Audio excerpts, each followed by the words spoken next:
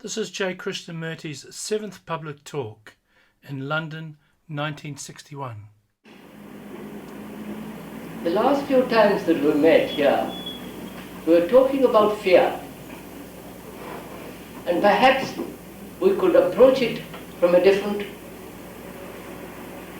angle.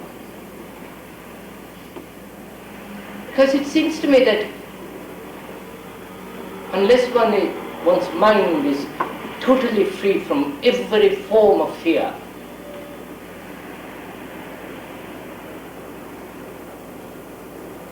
every thought, every action is colored by fear. And it does breed various forms of illusions, self-deceptions.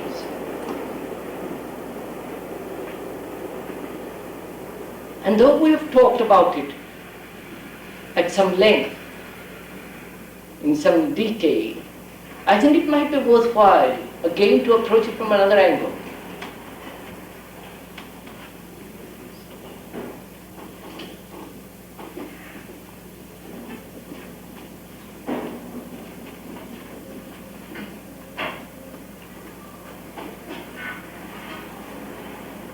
I think it would be worthwhile to find out for oneself how to go into a thing like fear, how to unravel it, not only at the conscious level, but at the deeper layers of one's mind, in the recesses of one's own consciousness. How does one penetrate into, say, for instance, desire? Because desire does breed fear. Desire does bring about self-contradiction with its urgency and importance and the demand for self-fulfillment.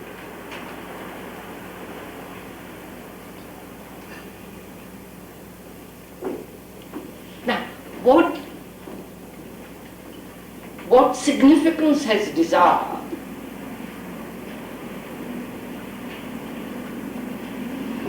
And in the process of uncovering it, can one understand the urge to fulfill with its frustrations and miseries, and the mind that's always comparing.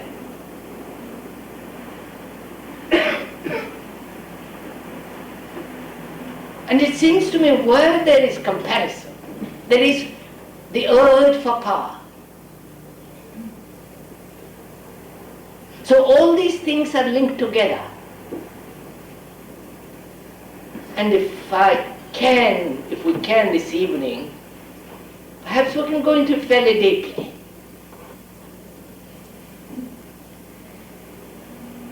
Because I feel there is a state of mind which is above and beyond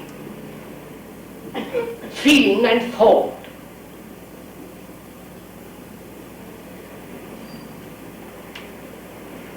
But requires an enormous understanding of this process of feeling. And also the process of thinking. Because that's the only thing we have, these two. Feeling and thinking. The feeling is prompted by desire, strengthened, maintained by the urge of desire.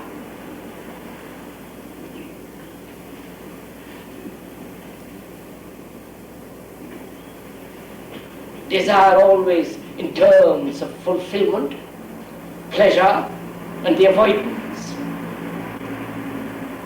of pain and suffering.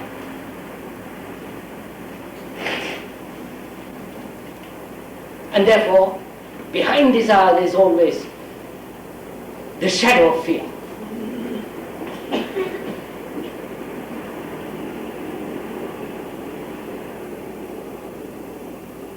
A mind that would think precisely without any perversion, without any twist. It seems to be a must inquire into this whole issue of desire.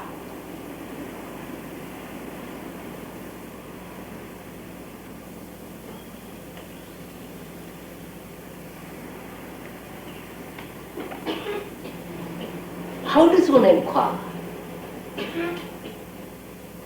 How does one set about unraveling this extraordinary, subtle thing?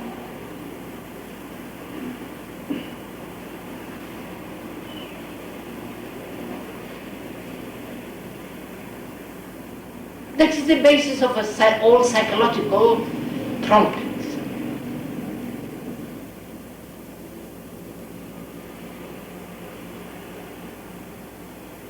And the urge to fulfill invariably brings frustration, and with it fear and sorrow. And so people, so-called religious people, say we must put away desire, or dominate it, or suppress it, or sublimate it,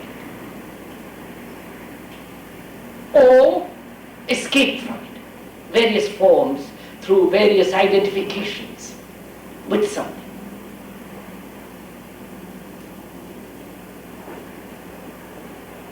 So there is always the demand, the necessity, where there is fulfillment with its frustration and fear, the demand that it should be transformed into something else.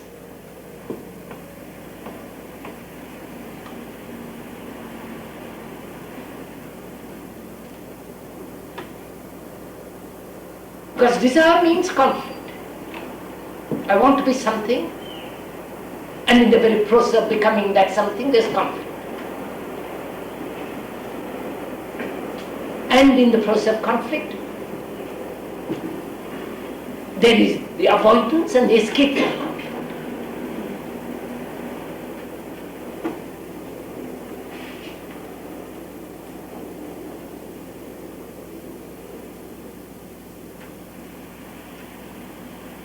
And when there is conflict, within and without, expressed in society as acquisitiveness and inwardly as progress,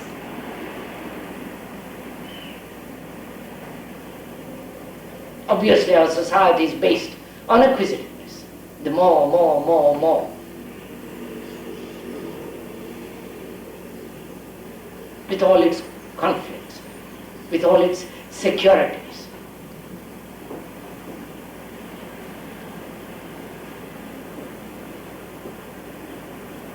And inwardly, the desire to be always certain and to progress towards certainty.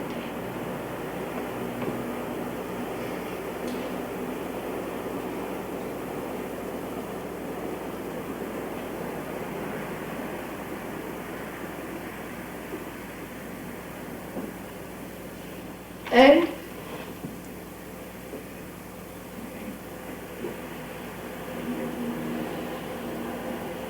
can desire be controlled? And should it be controlled?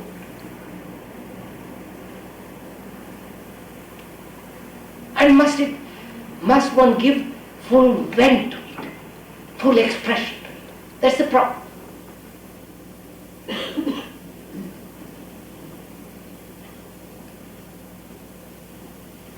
If one gives full expression to it, there's always the uncertainty of what will be the result of it. And so there is a sense of frustration and fear. If one disciplines it, That's to control it, shape it, direct it. That also involves conflict. The thing what is and what should be.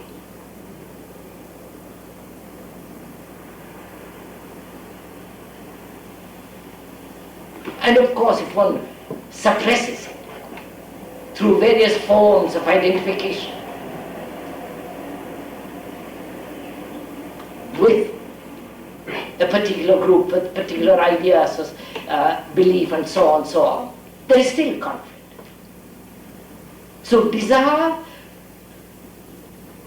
seems to breed conflict. And to escape from this conflict, it is maintained that one must suppress it, guide it, discipline it. I think this is what happens with most of us. If we are at all intellectual, we kind of shape desire, not to give it full rein. Our desires take the form of intellectual conceits and vanities and purposes and cleverness.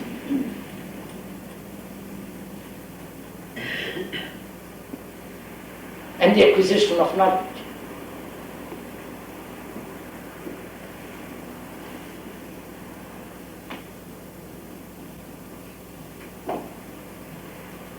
And desire is always comparing.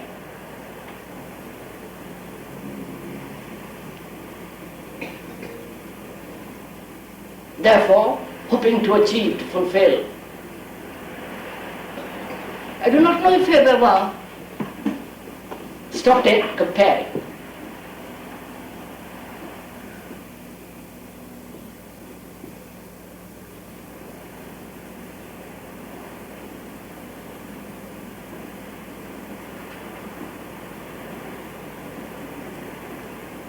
Comparing oneself with another, one's dress, one's look.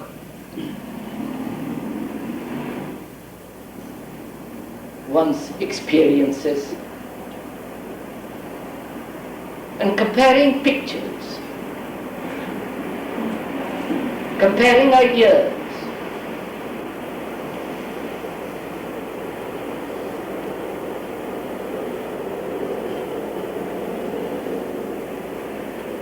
And we hope through comparison to comprehend.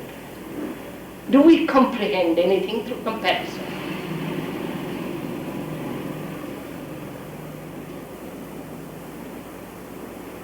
And can the mind cease to compare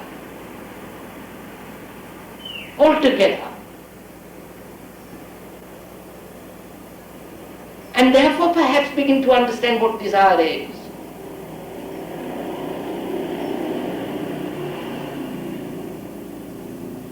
Not how to suppress it. Because I think that's fairly obvious when you can go into that question of suppression.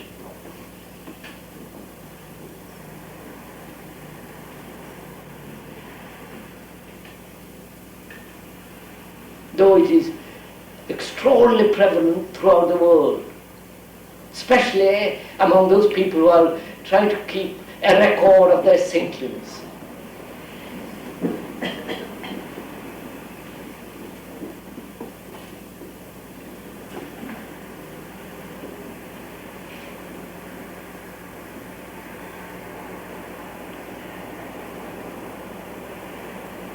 If one suppresses it, little or completely, it's still there.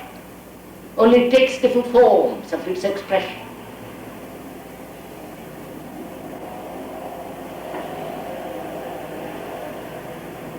If you suppress passion, now passion and lust are two different things.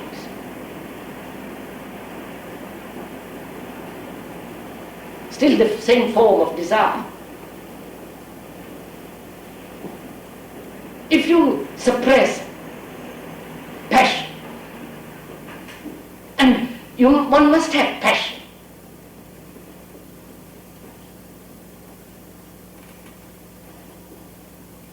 to live with something beautiful or with something ugly. There must be passion. Otherwise that beauty or that ugly thing perverts the mind. Passion is energy. And merely suppressing desire does not bring about this extraordinary sense of intensity, of passion.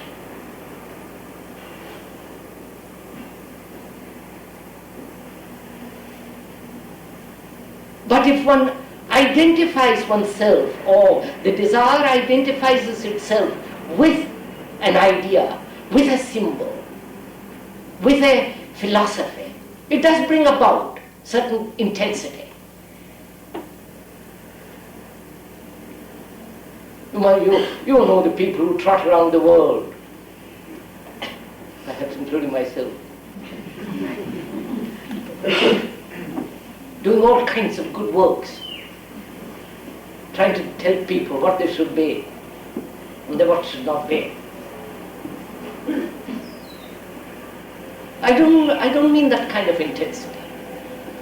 That's extraordinarily superficial. Because if they stop talking or doing good work and all the rest of it, they're caught in their own miseries, in their own travail and so on, all the rest of it.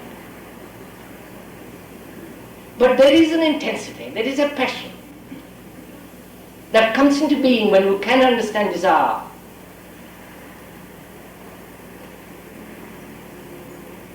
And to see the complete significance of all suppression or sublimation or substitution, which is an escape.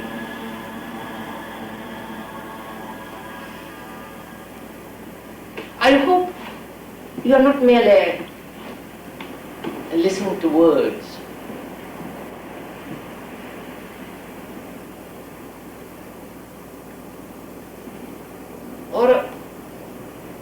But are aware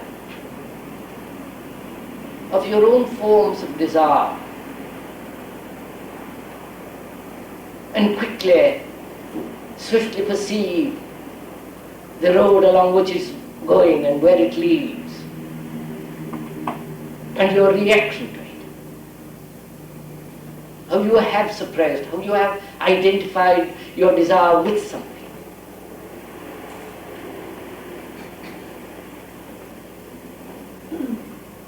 After all, the purpose of these discussions is not to listen to somebody, including myself, but in the process of listening to discover for oneself, to see the map of oneself, to see the extraordinary complexity of oneself, the twists, the narrow paths, the ambitions, the urges, the compulsions, the beliefs, the dogmas, the urges. After all, if one doesn't see all that, if one isn't aware of all that, these meetings are really absolutely useless. It's either becomes another form of entertainment, perhaps a little more intellectual,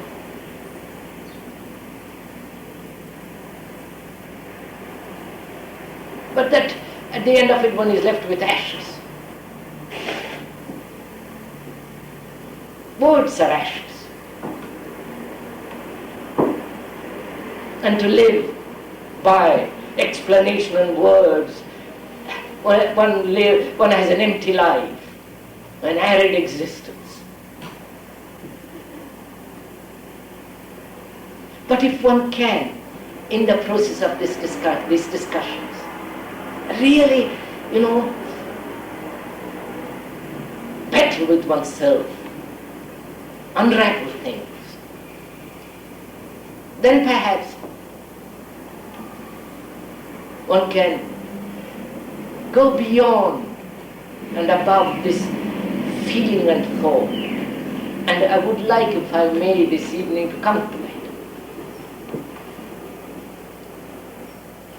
But one cannot come to it unless one really, not verbally or intellectually, but really understands the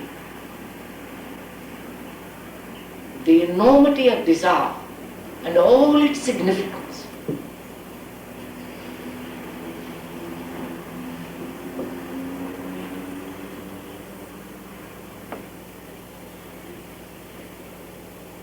So I think one can see very clearly that every form of disciplining, controlling, suppressing, or finding a substitute or sublimating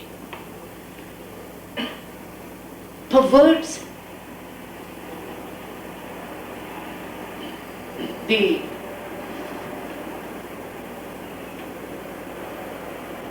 beauty of desire,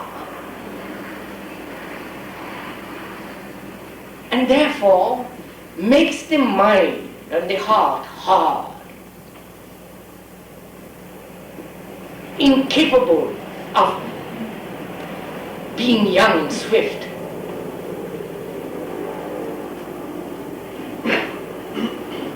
I think that must be clearly perceived.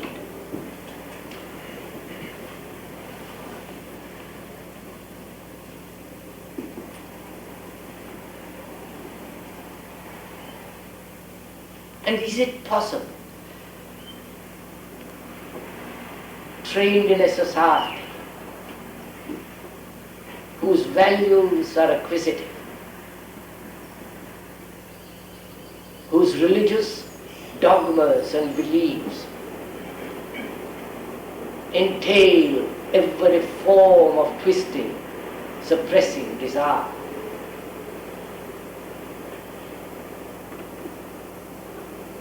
Desire obviously means comparison.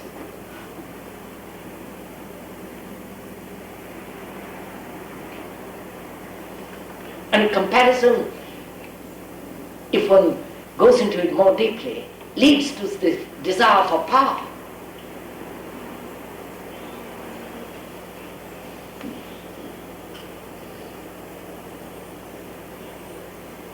And you see, we talk a great deal about peace and love and all that stuff.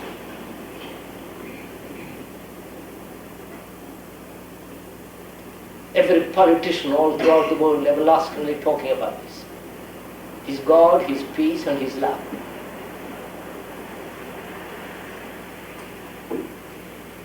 And can a mind that has not understood the whole significance of desire, can it know what love is?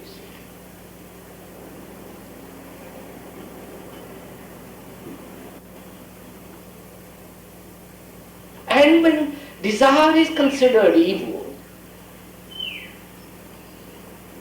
the monasteries are filled with such people.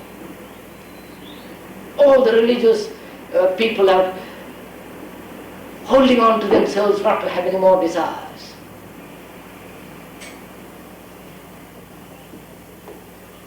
Or at least have one desire for God or for Jesus or somebody.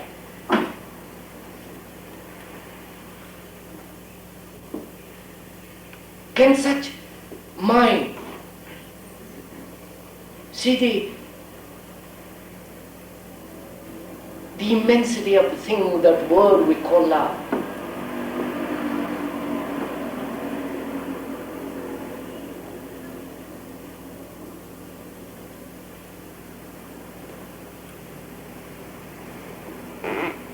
And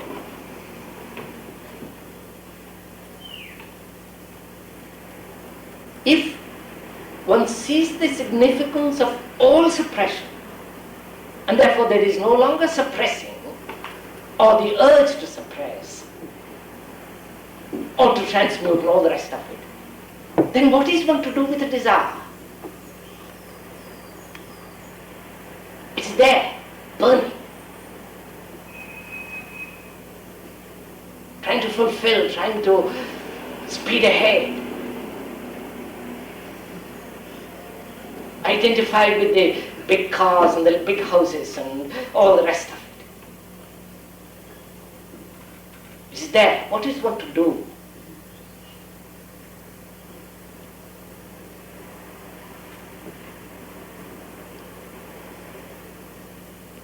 I wonder if we ever ask ourselves that question. Or we are so used to control it, to shape it, to curve it.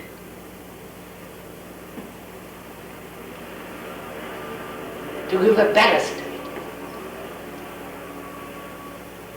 Or to approximate it with something else, which is comparison. So can we ever stop that process?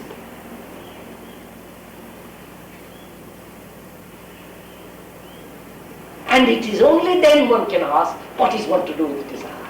I don't know if you get to that point, if you've got to that point.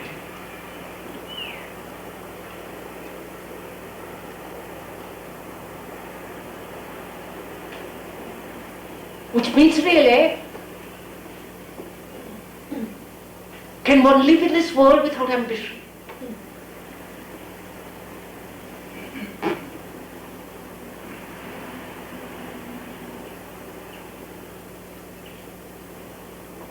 Can you go to the office and work without ambition?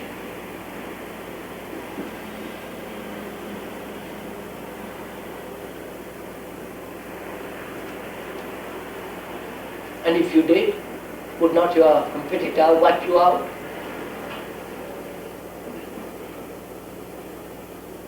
And is there not fear that if there was no ambition, one would just fade away?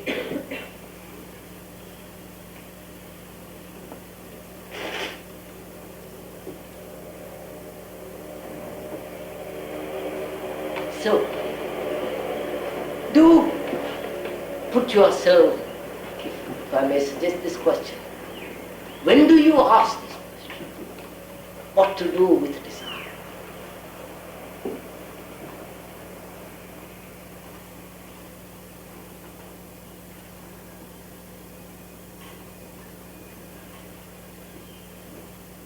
Must you go through all forms of fulfillment with their frustrations and their miseries and fears, guilt and anxiety?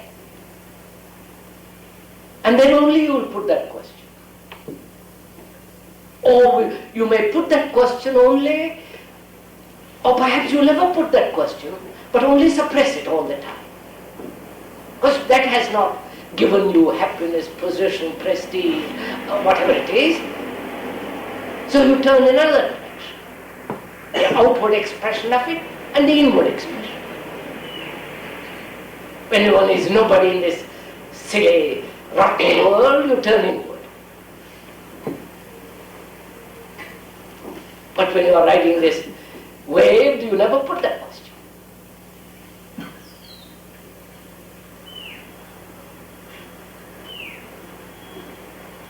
And I think it is important, not only outwardly, for the well-being of society. I must withdraw that. Society is always corrupt.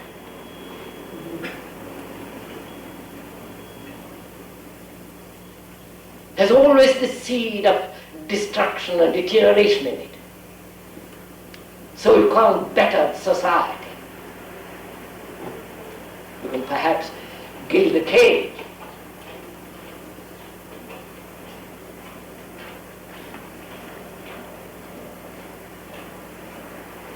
But for a mind that really wants to find out, for a mind that is really inquiring, that wants to find out if there is such thing as God too, and something with beyond all words,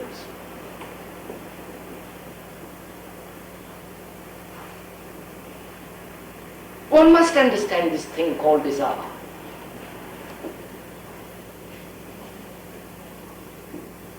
Is it right to be desireless?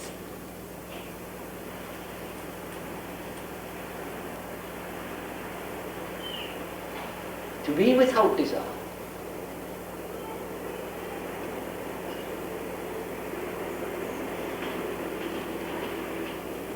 And if you kill desire,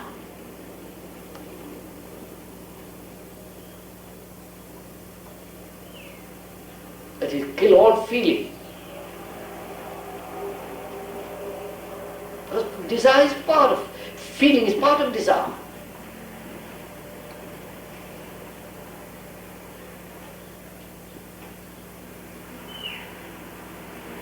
If you kill desire, there is no feeling.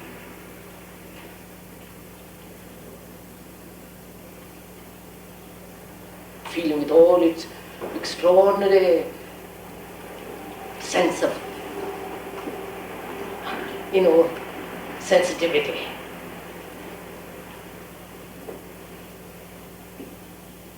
In that sensitivity, everything is, all qualities are included.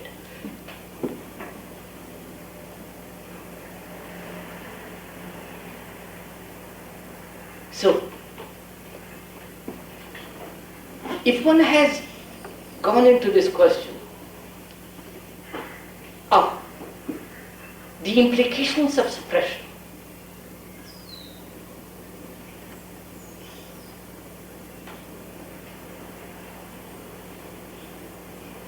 and therefore no longer suppressing, actually it's not suppressing, not merely verbally mesmerizing yourself that you're not suppressing, or substituting, or doing all kinds of things around it and in it.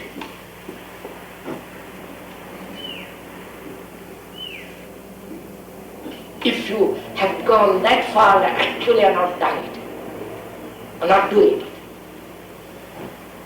which is quite an arduous thing, because part of this desire is discontent. Discontent with what we are.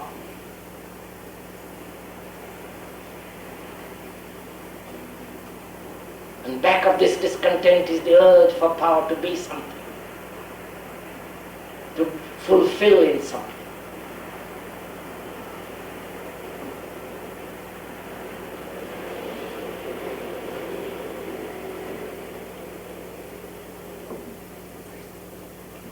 And most of us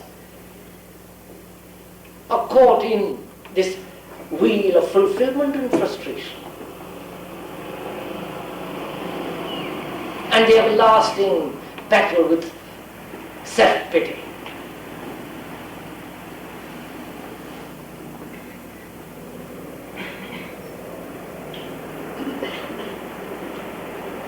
And ultimately, of course, there is the door to despair.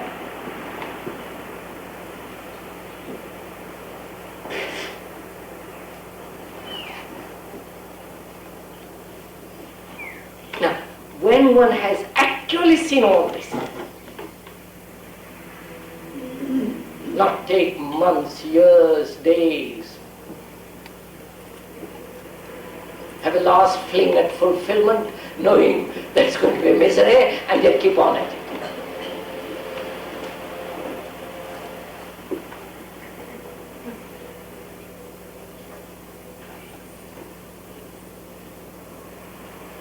To cut at the very root of all this, and let it wither away, because see it.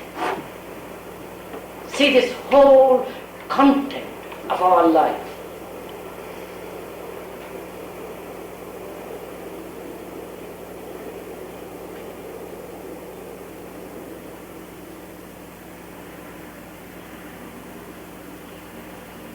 And then, if one has gone that far, or that near, then what is one to do with the desire?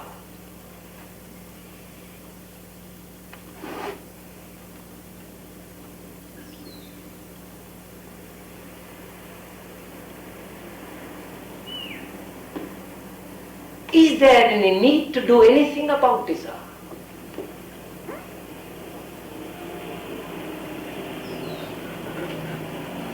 follow?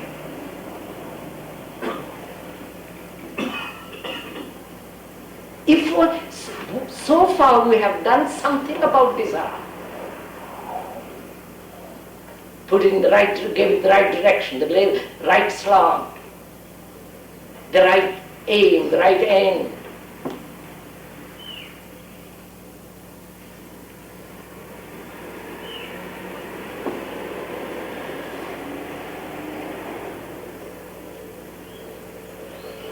And if the mind, which is conditioned, which is always thinking in terms of achievement,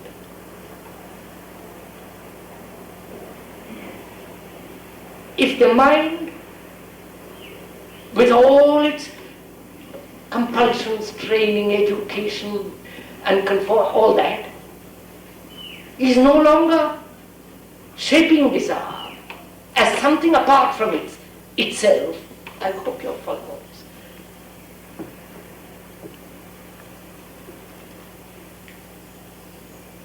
If the mind is not interfering, if I can use that word, with desire,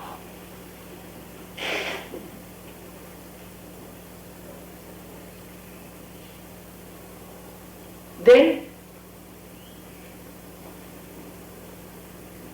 what's wrong with desire?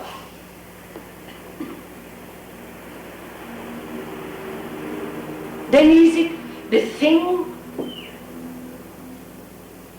we have known as desire? You follow? Go along, sirs, come with me.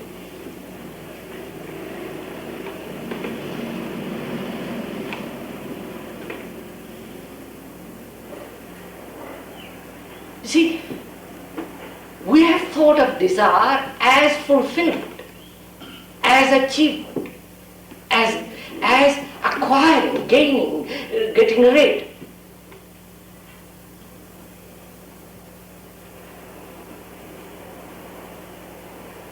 In terms of ambition, in terms of fulfillment, in terms of avoidance, in terms of the more.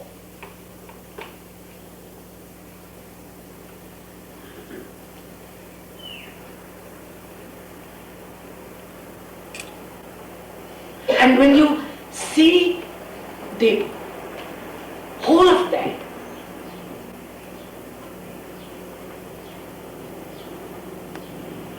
then has desire, then the word desire has a different meaning altogether, hasn't it? Or the feeling, which we call desire, has a totally different meaning, hasn't it?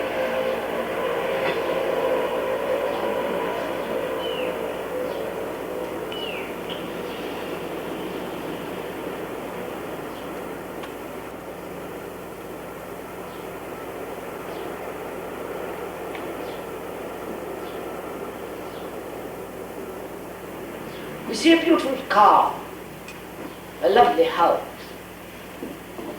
a lovely dress.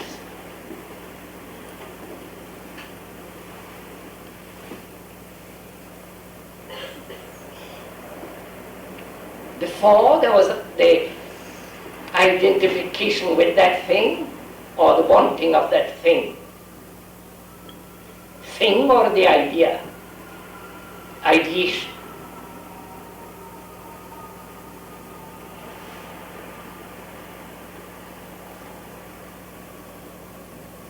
With its fulfillment, frustration, the whole social approach to existence, in which you have been brought up from childhood. You must be better than your brother or your uncle or etc., etc., etc.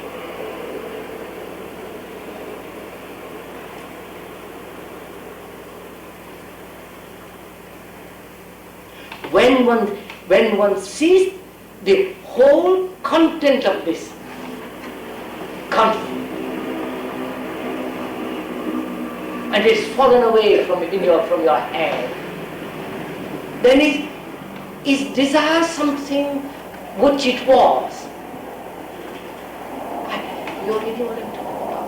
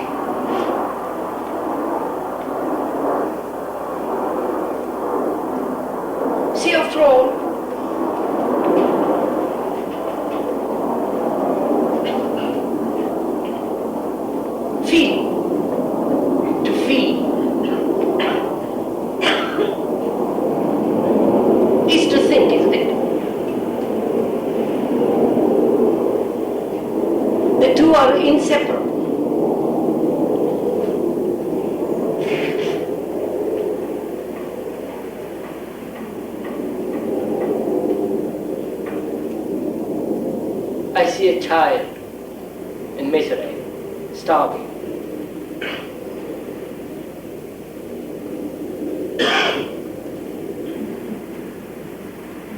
I want to do something about it. Curse the society, the politician, and do something about it.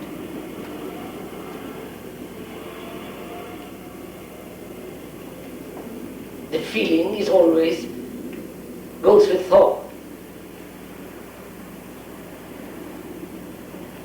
And feeling is perception, sensation, touch, and all the rest of it.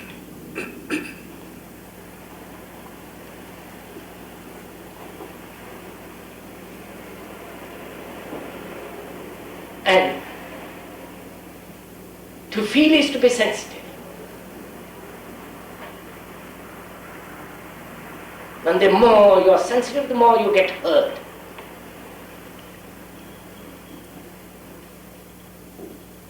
So you begin to build a defense, a shield.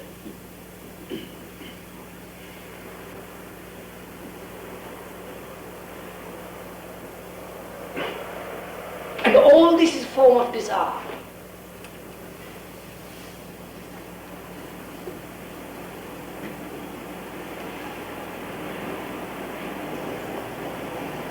To cease to be sensitive is to die, obviously. To be paralyzed. Perhaps most of us are paralyzed.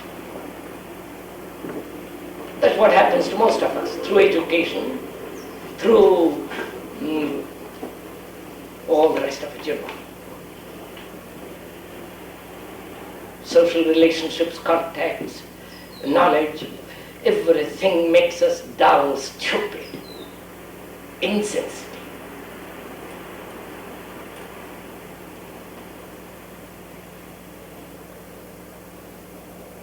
Living in a tomb, we try to feel.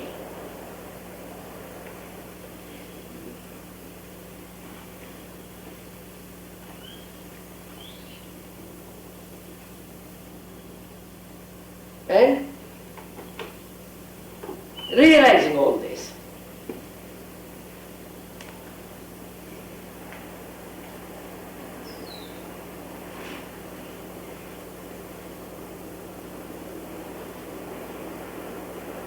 is there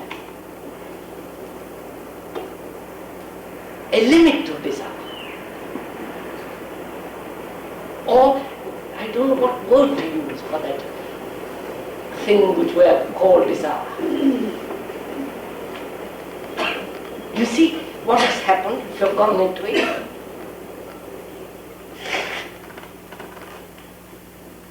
It is no longer feeling or thought.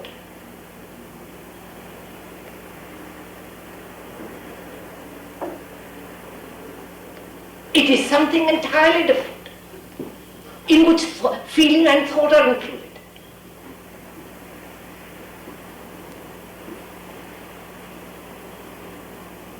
Do go into... No.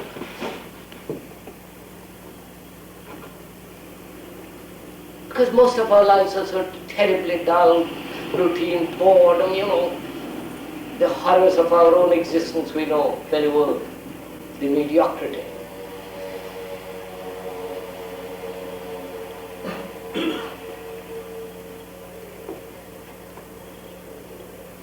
And we haven't lived a day or a minute if we haven't understood some of all this. And therefore probably we are also terribly spiritual,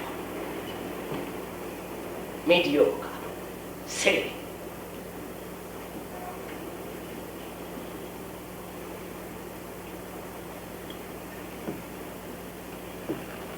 So we come to this issue, which is really extraordinarily interesting if you've gone into it.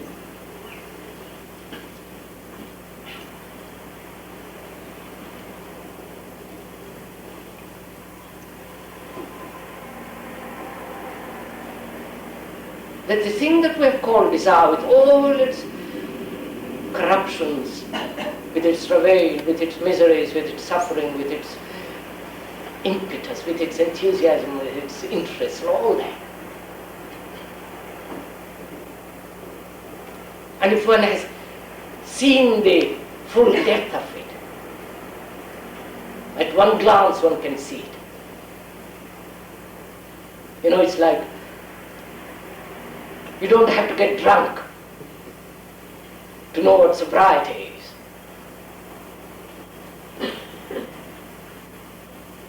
In the same way, if one understands, one sees one fulfillment completely, it's finished, all fulfillments have ended. Every form of being, becoming, should be something.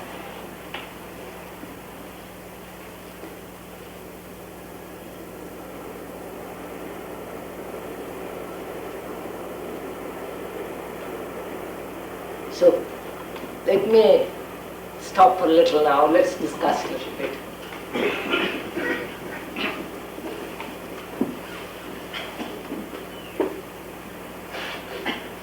As you see, yeah, I'm sorry.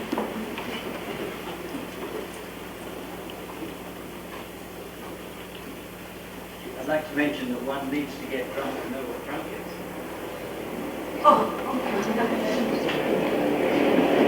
It is said one needs to know what it is to be drunk, therefore one must drink. That's rather far-fetched, isn't it? Must one go through murder to know what it is to murder?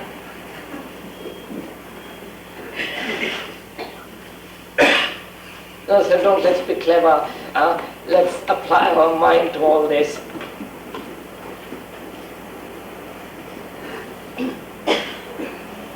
It's the contradictions of desire which disturb one and make it so impossible to deal with. What makes desire, what makes it impossible to deal with desire is its contradictions, pulling in different directions.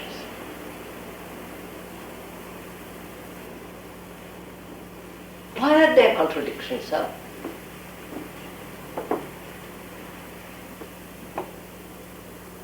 You understand? Do please follow it through. What are the contradictions in desire? I want to be rich, powerful, or somebody, and I see the futility of it. I see the big people and strip them of their names and they're just nobodies.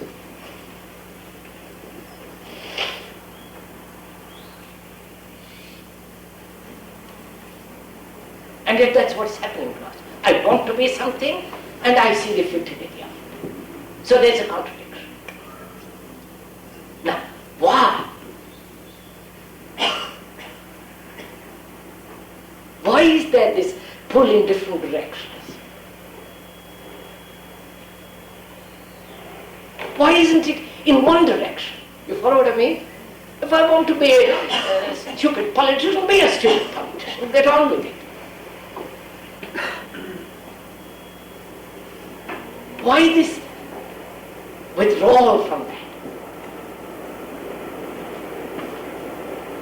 The contradiction.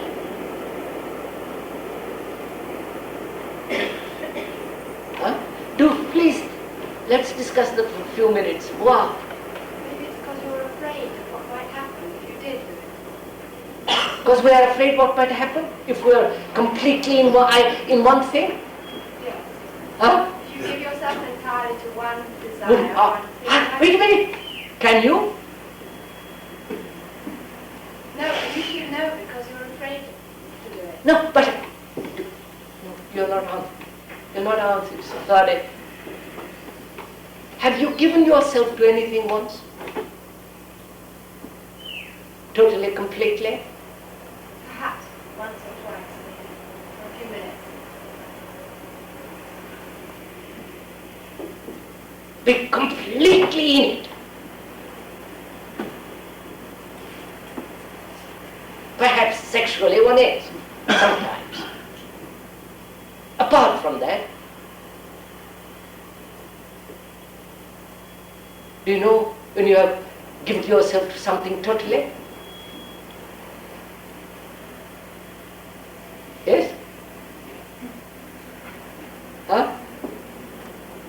Sorry, I question it.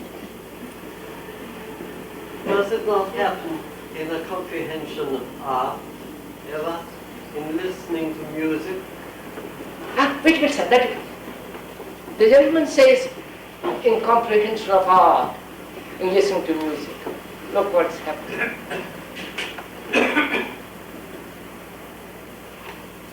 A child is absorbed with a toy. The toy absorbs the child.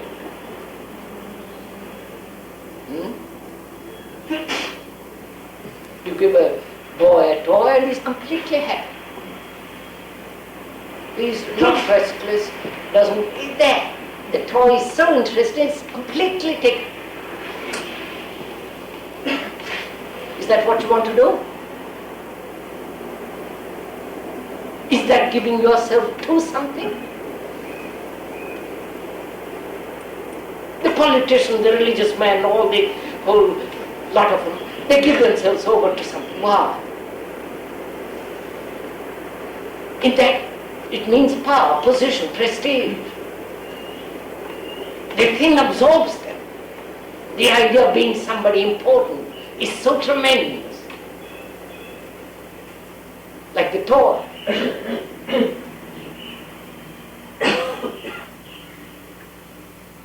Is that giving oneself over to something?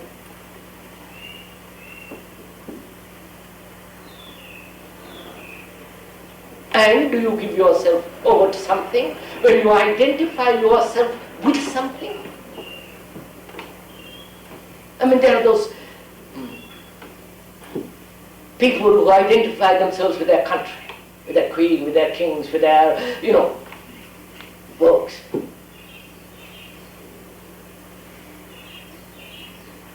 And that's another form of absorption. Is that giving oneself over to something? Is it possible ever to actually give oneself over to something, insofar as if I'm giving myself over, there's a direction and a feeling of something going out, and there's a schism between that giving. That's exactly right. You see, that's what I mean. We cannot give ourselves over to something. Is it possible to give ourselves over to someone? Is it possible to give ourselves over to someone? We try to.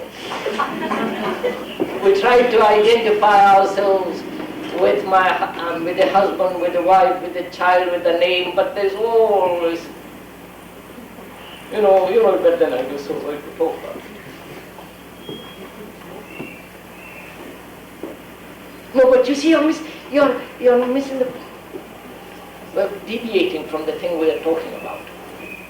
May I suggest, sir, that the conflict comes through an innate lack of confidence in one's own abilities, and this is more difficult to overcome than the desire or the direction itself. The incapacity to deal with the problem gives us the conflict. That's what is that right, sir? Well, the feeling of incapacity. The feeling of incapacity. The break comes between the feelings when one feels that one has the possibility of the direction, but then the other thing comes as well, when one wonders whether one has the potential, the possibility to go there. It's not the difficulty, the desire to deal with the problem at all.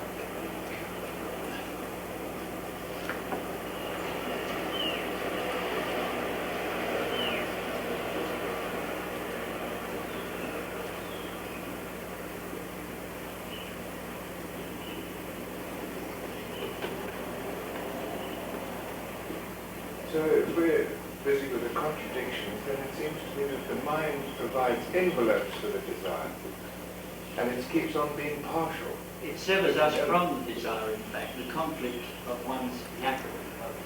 Is that wrong desire and right desire? You see, you're going back.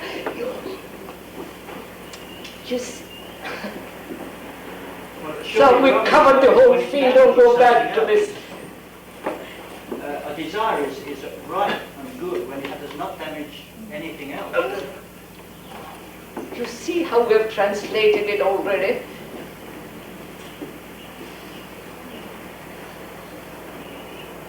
That desire is good, desire is bad. Desire is worthwhile and desire is not worthwhile. The noble and the ignoble. The harmful and the beneficial. Look, take that. You have divided it, haven't you? That very division is the cause of conflict.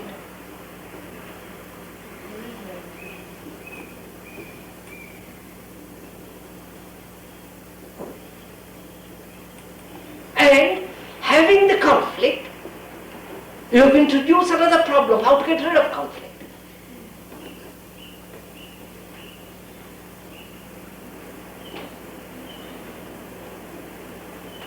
Why this division?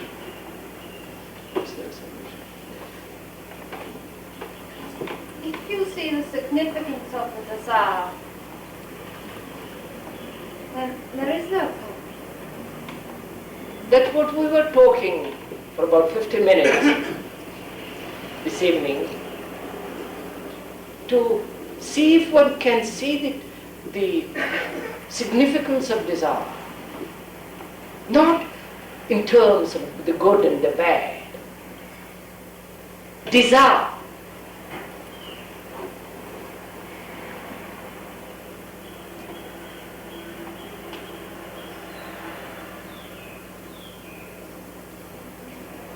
And when one sees the significance of desire, which is both the good and the bad, sees the meaning, the total meaning of this conflict and the division,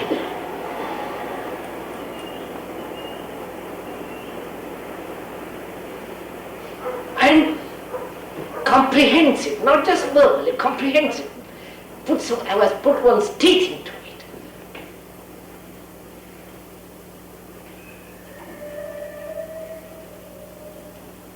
then there is only desire.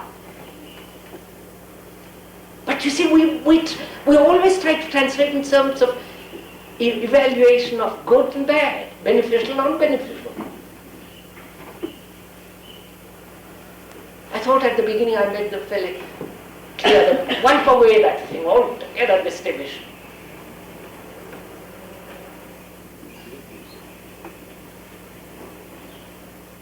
And it's not easy to wipe it away. It requires, application, perception, insight.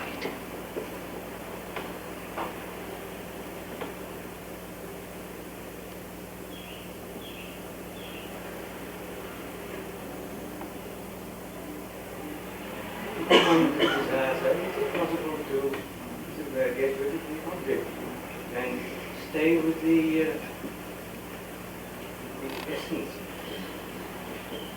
Question is it possible to get rid of the object and stay with the essence of desire? Why should I get rid of the object? What's wrong with a beautiful car?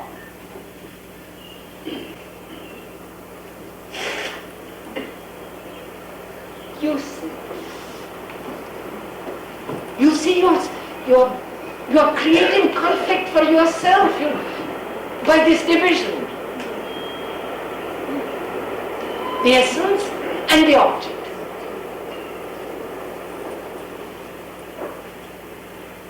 And the essence, the direction of the essence changes the object all the time. That's the misery of it. As one grows older, one is fed up with the world. As one is young, one wants the world.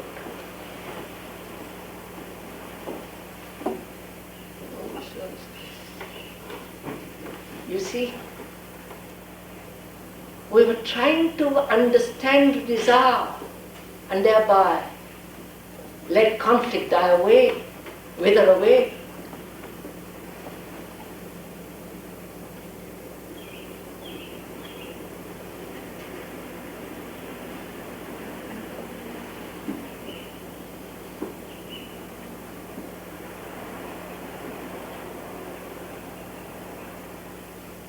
See, we touched so many things this evening.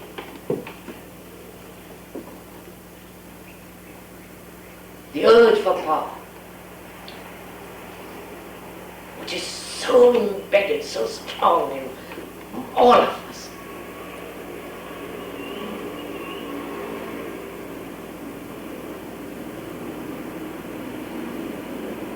The urge for dominance, whether over a servant, whether a husband, wife, or,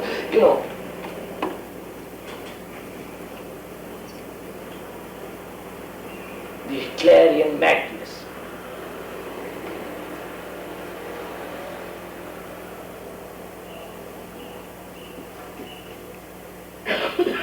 You see,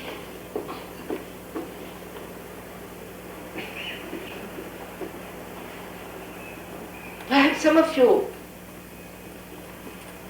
in the course of this discussion this evening, have gone into the thing, have seen the thing.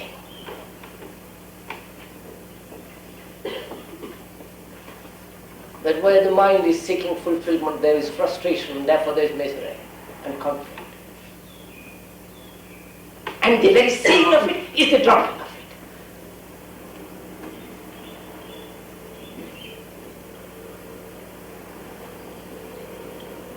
Not the words, but the feeling to fulfill, to be something. The ignobleness of it.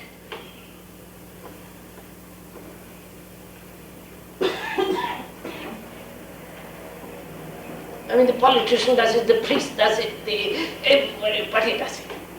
The vulgarity, if I can use that word.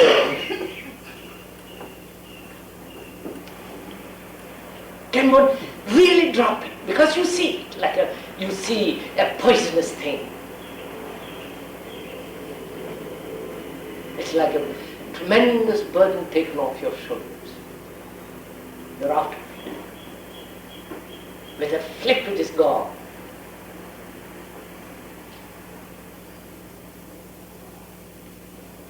Then, you see, then you will come to the point which is really extraordinarily significant.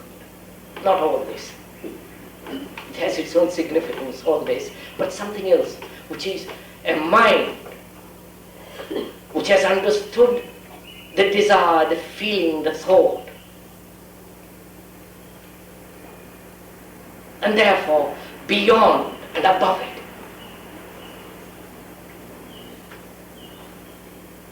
Do you understand what the nature of such a mind?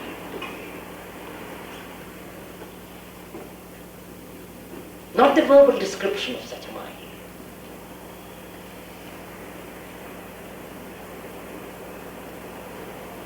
The mind that is highly sensitive,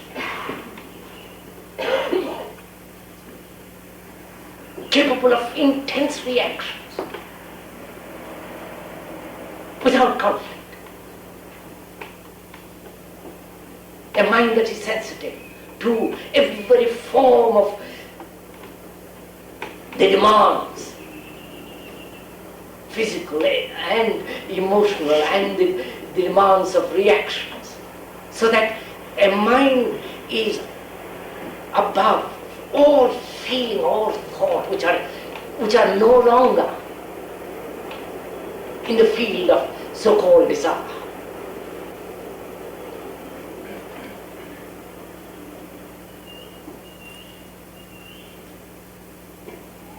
You see, for most of us, all this is a lot of froth.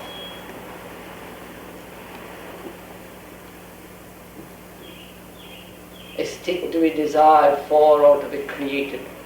I'm afraid you can't come to it that way. It's not come by any means. It comes into being when one really understands all this. When you don't have to do a thing.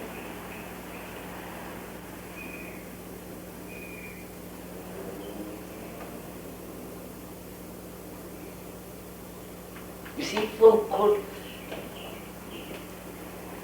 if we will not misunderstand what is being said, if one could leave desire alone,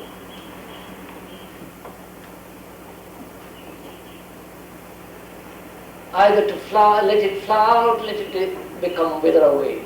Just leave it alone.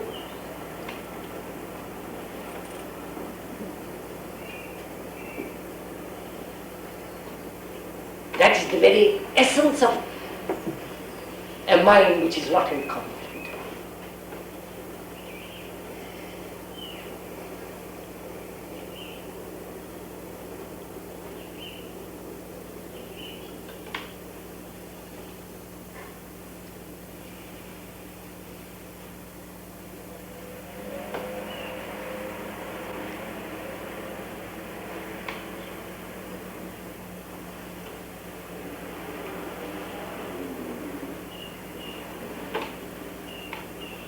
I think we better stop there, don't we?